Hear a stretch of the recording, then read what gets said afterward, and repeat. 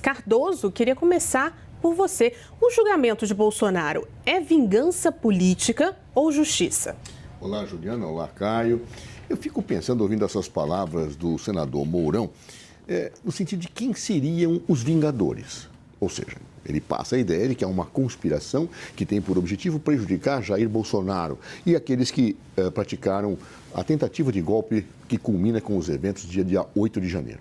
Quem são os conspiradores? Quem são os vingadores? Bem, se dirá, Alexandre de Moraes é o principal. Bem, só que as decisões que ele toma são tomadas em conjunto com os outros pares da turma.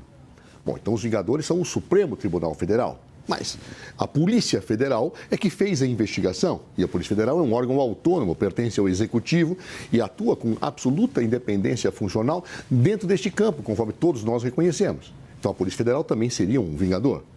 Então seria o Supremo e a Polícia Federal? Não, mas o Ministério Público, outro órgão autônomo independente, é quem endossou as investigações da Polícia Federal. Então fariam parte Supremo Tribunal Federal, Polícia Federal, Ministério Público.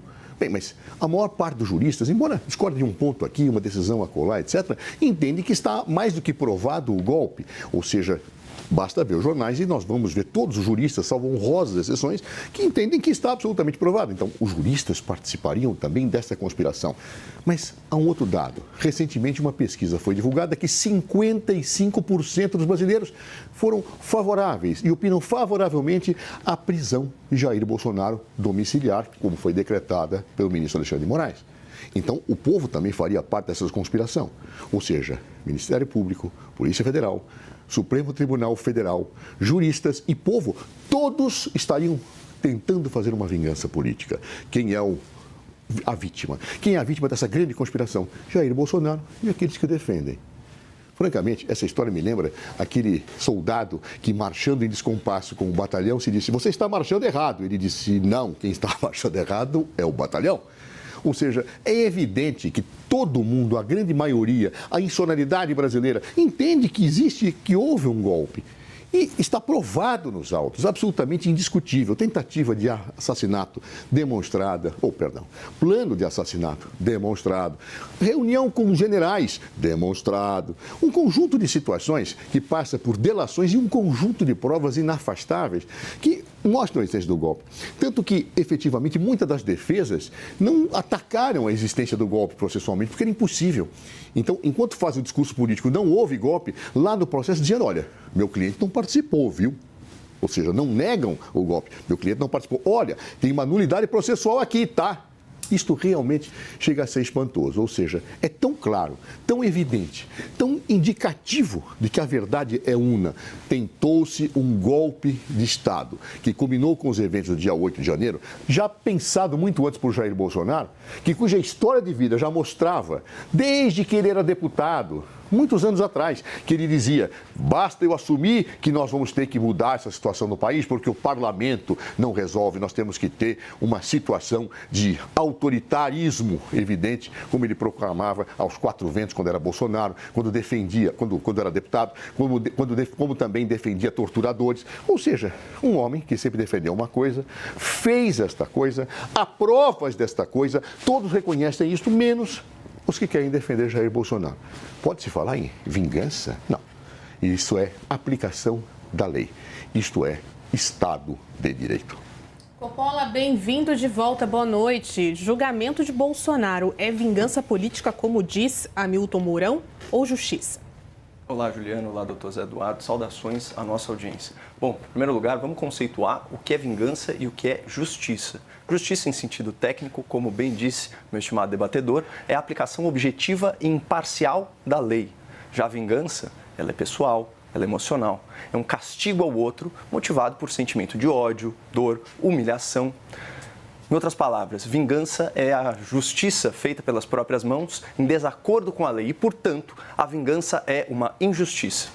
Feita essa distinção, retomemos aqui a questão em debate. O julgamento do ex-presidente Jair Bolsonaro e dos seus apoiadores é um exemplo de justiça ou uma manifestação de vingança? Eu entrego o veredito à nossa estimada audiência. É justo que o gabinete de um ministro do STF tenha conspirado para manter pessoas presas com base em opiniões políticas nas suas redes sociais? É justo que um juiz primeiro escolha quem deva ser investigado para depois procurar por algum crime? E é justo que, na ausência desse crime, esse juiz instrua os seus paus mandados a usarem a sua criatividade? A propósito, é justo que um homem seja julgado pela suposta vítima dos seus crimes? E é justo que um homem sem cargo público seja julgado por um tribunal antes reservado apenas a autoridades? Caro espectador, é justo que um homem público seja julgado por antigos aliados do seu maior opositor?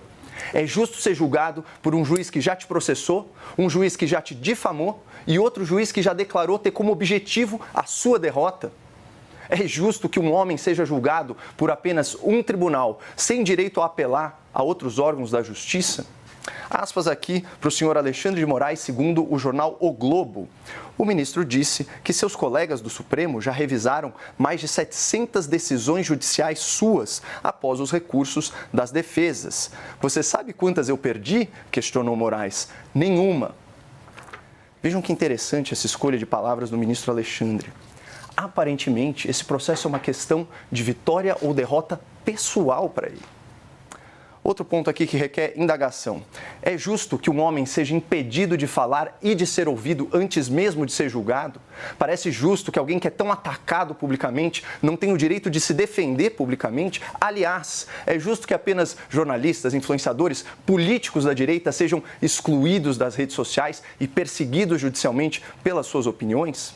Aspas aqui por editorial da Folha de São Paulo. Censura promovida por Alexandre de Moraes tem que acabar.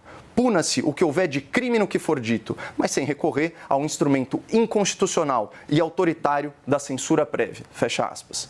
Vamos voltar aqui aos questionamentos. É justo que um homem idoso seja intimado num quarto de UTI horas depois de uma cirurgia de risco nas suas vísceras? É justo que partidários desse homem recebam penas maiores que homicidas e estupradores só por terem participado de uma baderna em prédios públicos?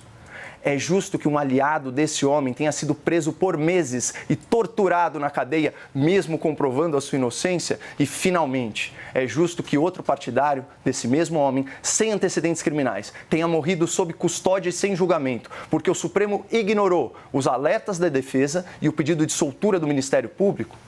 Responda no seu íntimo.